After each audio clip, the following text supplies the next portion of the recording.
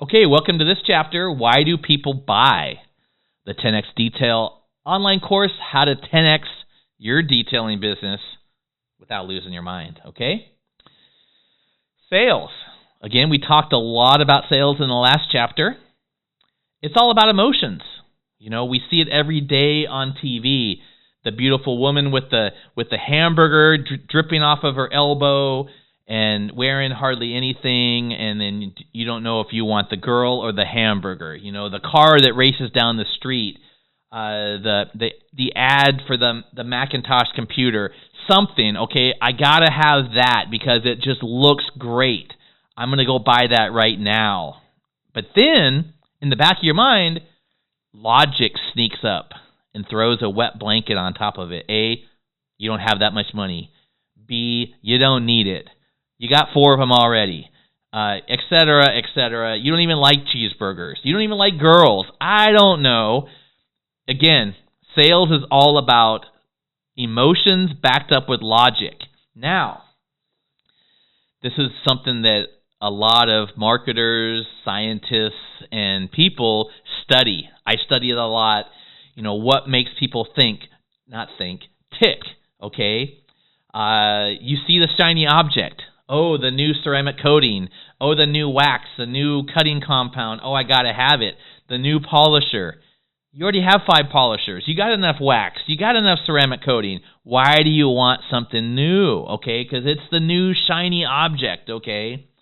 It could be a person or somebody in an advertisement. It could be an awesome car, some food, a luxurious holiday, a tech watch.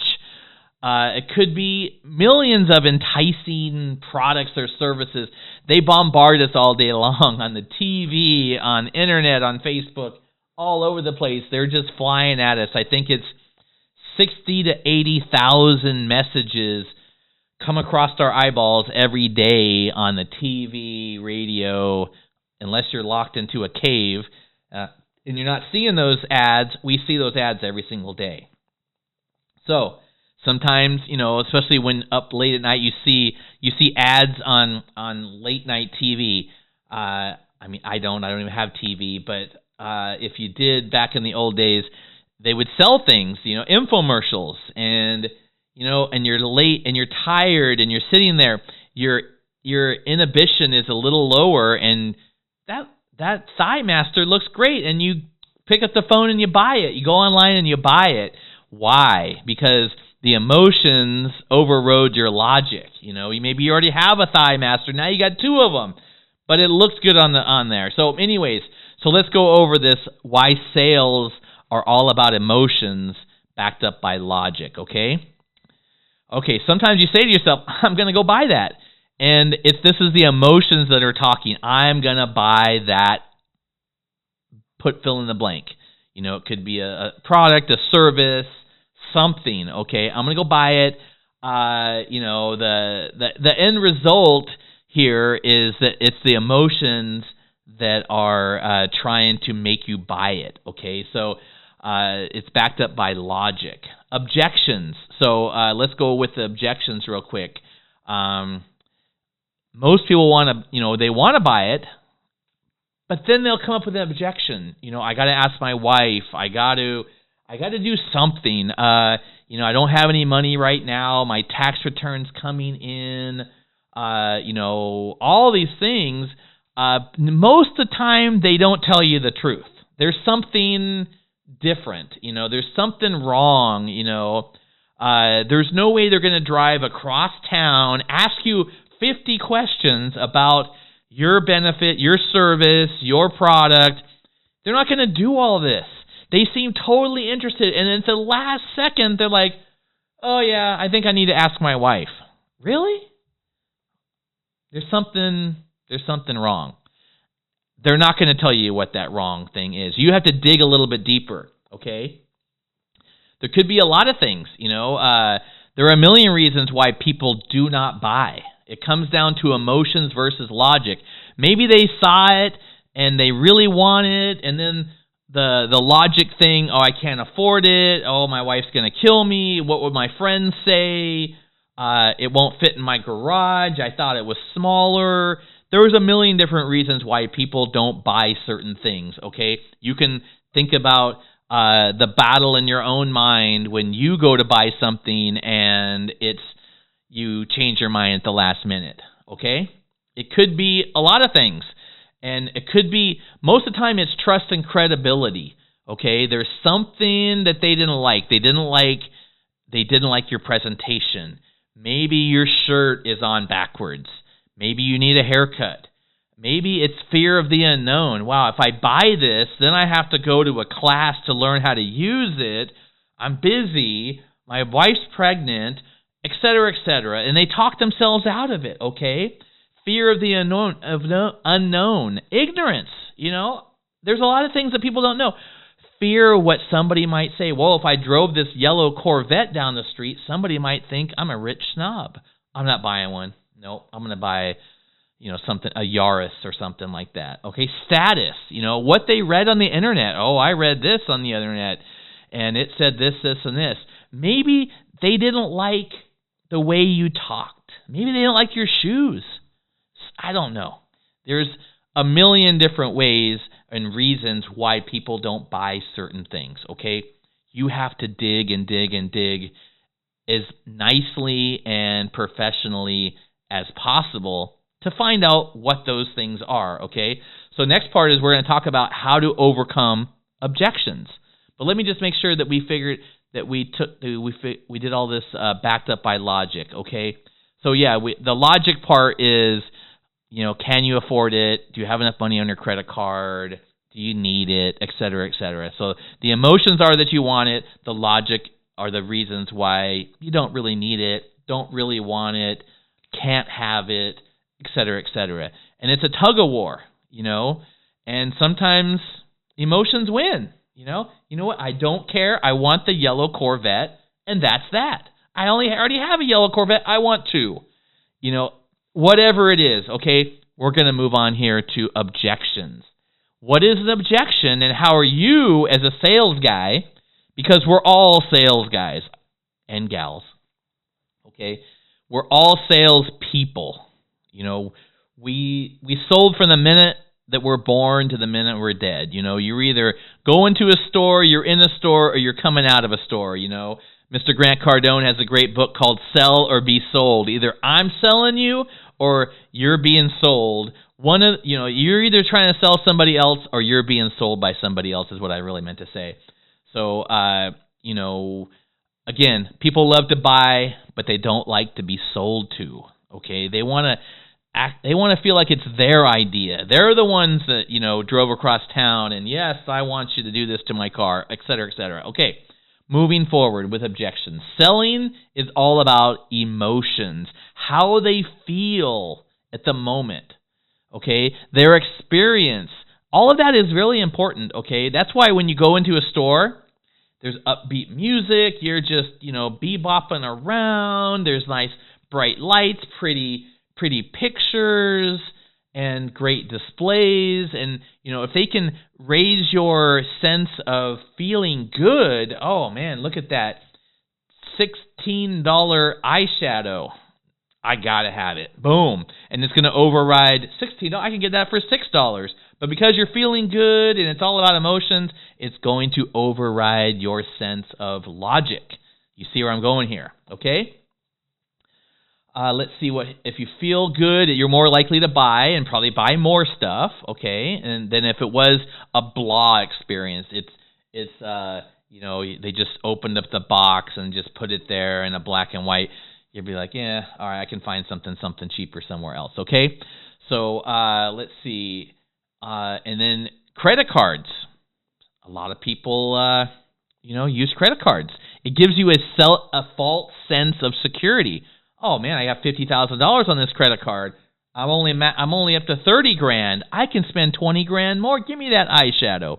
Okay, so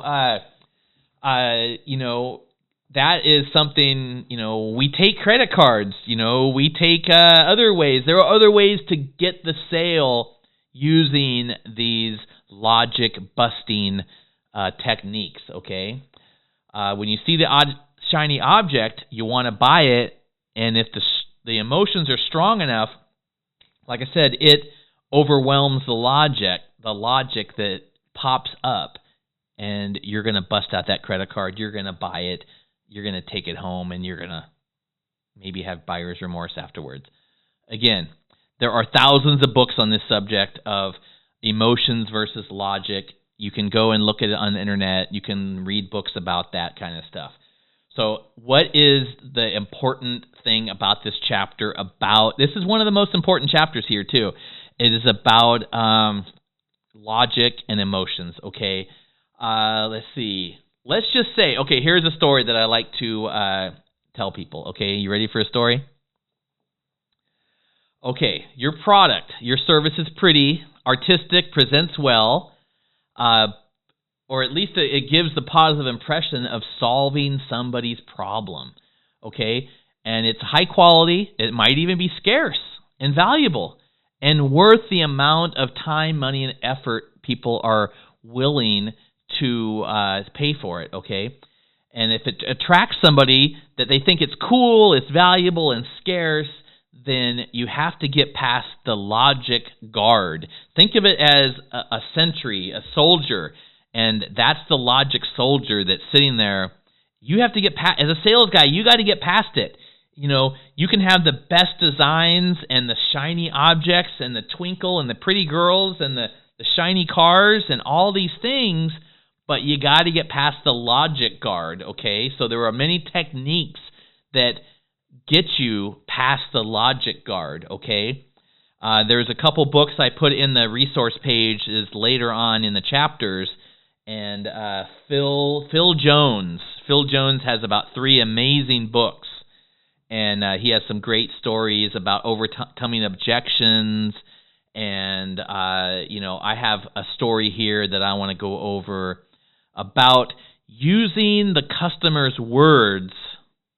I hate to say against themselves because that sounds negative, but I'm not using it against themselves. I'm just going to keep them from lying to me. I know that sounds kind of weird, but I don't want to offend them, and I don't want to call them a liar, and they don't want to really lie to me, but they don't really tell me the truth as well, okay? And you're like, where are you going with this weird story? Okay, it's all going to make sense in just a second here. Okay. Let's just tell a story. John he's going to drive all the way across town through traffic, okay? He could be home with his family, but he's going to drive across town on a Saturday, come to your shop, okay? You see him park. He walks up to the front door. What are you going to do? Introduction, remember? This is all about the sales process and the sales step. You greet him at the front door. Hey, John, how's it going? And small talk. You talk about the weather, other things like that, okay? And you ask him, how can I help you today? Oh, he talks about how the hack detailer down the street ruined his car, his GMC Denali. It's black. He swirled it to pieces. And he was told by a friend that you are the go-to guy to fix all these things, okay? All right. So now you have to qualify. It's time to ask him a couple questions. Great, John. Thanks for coming by. Are you ready to have this done today, or do you need to come back another time? Oh, I'm ready to get it done today. Great. Well, now it's time to figure out if you can do the job or not, and then you're going to move into presentation mode here in just a second. Once you have convinced him that maybe he's already convinced himself that you're the guy to fix it. But now you're going to walk outside. I can't give you an estimate until I can walk you outside and see your car, okay? So now you walk outside and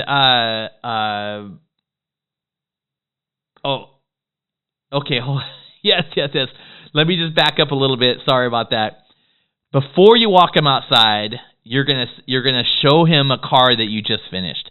It's another GMC. It's black. You've been working on it for days. It is just glossy, okay? You want to instill some emotion. John, how would it feel if your car, the one that's all scratched out there, looked like this car? How would it feel? Oh, my God, it would feel great. I would love that. It would feel amazing. All right, so you want to instill good emotions and good feelings right away, okay? So now, but I came here just to get an estimate. I want to know how much things are going to cost. Okay, great. Let's walk outside, and I want you to show me the swirls, okay? He goes out there. He shows you the swirls. You find a couple more scratches that you didn't even see. Oh, man, I didn't even see those. Look, it looks like a shopping cart hit me here. Looks like, Bigfoot tried to, rip in the door, whatever, okay? And you're like, no problem. I can fix all these. You find the problems. You are the solution to his problems, okay?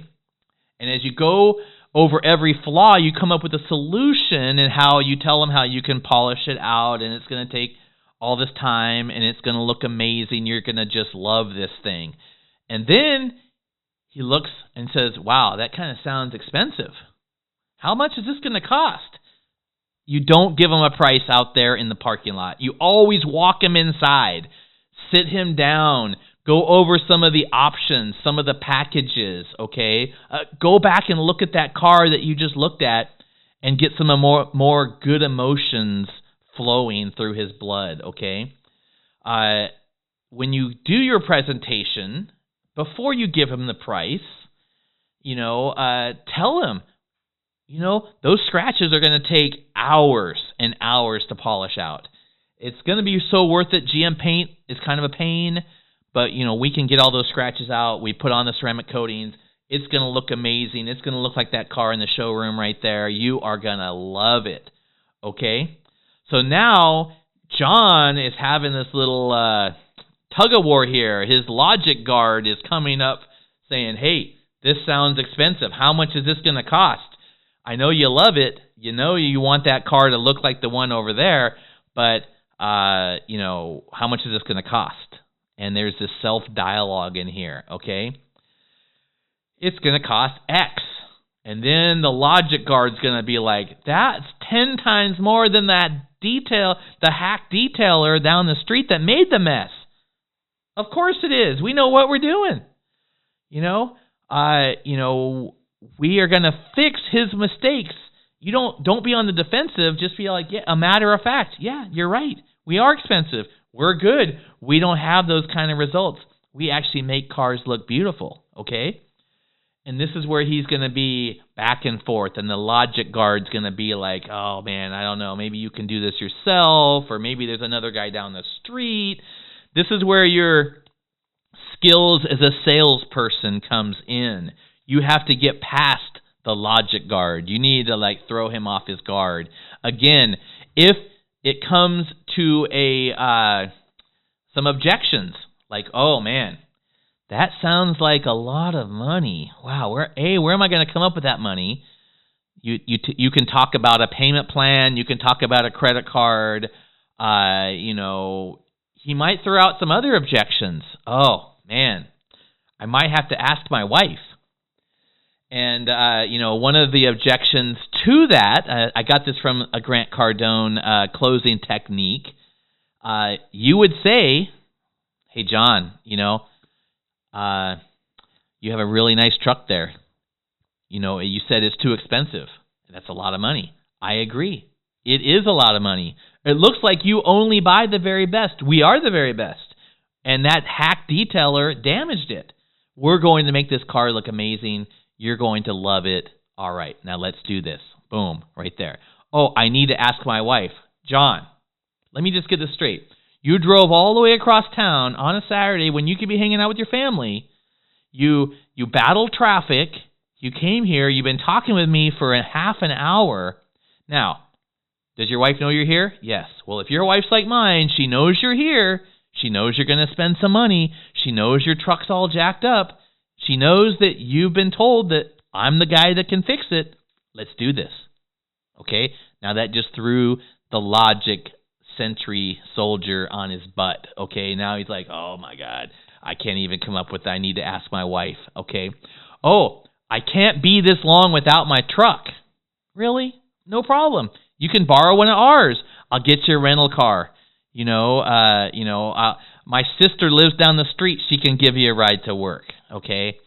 Come up with some great tactics. They're going to be throwing these fastballs at you, and you need to be on your feet without being offended.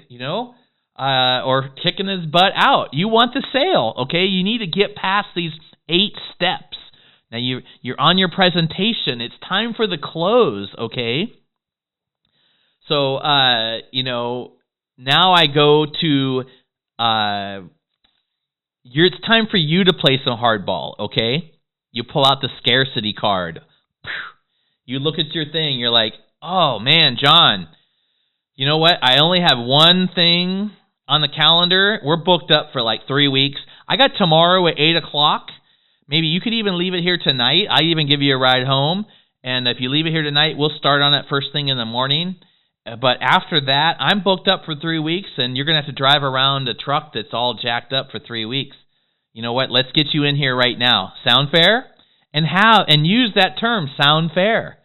Okay, these are just not tricks. These are just ways to get past the logic soldier, okay? Using scarcity. Your schedule might be completely open, okay? You don't need to know that. It's time to get... He came there, he drove across town, he knows he wants this done, but now there's some type of uneasiness going on. So you're trying to push him past that logic thing, okay? And then this is when he starts convincing himself, oh yeah, I just got my tax return money yesterday, or I got this new credit card and it has, $10,000 on it. Let's use this. I don't even need my truck all weekend. You can keep it, no problem. Those are all the different things that they can. Once they think it's their own idea, they'll be like, okay, let's do this. Okay, so keep asking questions, keep going over the objections, be smart about it. That whole story right there, that was a mix of emotions, wants, desires, timing, great questions. When you ask them, looks like you only buy the very best, and we are the best, and this thing's pretty jacked up. Let's make this look like the very best again. Sound fair? So that's the mixture that you got to come up with. And once you get them to the part where they kind of like convince themselves, oh, you know what? My wife does know I'm here. I do have the money. I don't need my truck for a couple days. All right, let's do it. And then they sign. Okay? That's how it's done. That's how you should be interacting with your customers. Taking them down the path of the 8 steps of selling. Okay? So, again, your homework is to study sales, the sales process, handling objections, closing techniques, how it applies to your products and services. What's really good is if you role play with your wife, your girlfriend, your coworkers. Practice. I'm going to come up with some crazy objections. It's raining. My car's purple. I can't get it done. Whatever. Come up with some crazy objections and come up with some ways to overcome those objections. Read more books on overcoming objections. Zig Ziglar was the master of overcoming objections. There's the same guy there, Phil Jones. Get some of his books. He's got some amazing stories. I'm not going to go into the main one, but if you get some Phil Jones books and in some of his audio books, they are absolutely spectacular. You'll learn a lot. Also, Jordan Belfort, The Wolf of Wall Street. What we went through on this story here, it's called the straight line selling tactic. We went through the different selling processes, and then when there was an objection, I went back to the beginning, and not the beginning, but the part where, didn't you just drive across town? And then we worked our way back up, and didn't you say that you love this car, this truck, the one that was in here as an example? Didn't you say that you love that and you wish your truck looked like that too? Yes. A lot of micro yeses. You drove across town? Yes. Your wife knows you're here? Yes. You only buy the very best? Yes. All right. I got one day. I got tomorrow at 8 o'clock. Is it great? Are you ready to do this? Great. Let's get a deposit. Is that going to be cash or check?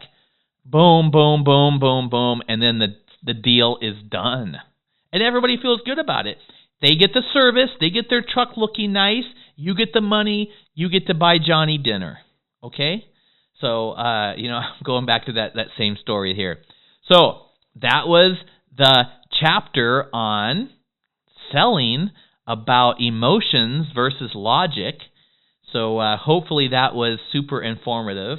That is a solid 10 years worth of trial and error on my part to learn just how sales, emotions, backed up by logic and thinking and testing and talking to people and selling millions of dollars worth of products, you guys just got a little shortcut from taking 10 years to learn all this. Again, sales is something you can learn. You do need to practice it and role play. Talk in the mirror if you have to. Come up with the most wild objections of what anybody, or maybe you can think of some objections that people have said, and they walked out of your shop without buying anything. And then your son Johnny, he can't eat dinner. So, don't let that happen again so Johnny can eat a big, fat, juicy steak. Okay? We will see you in the next chapter.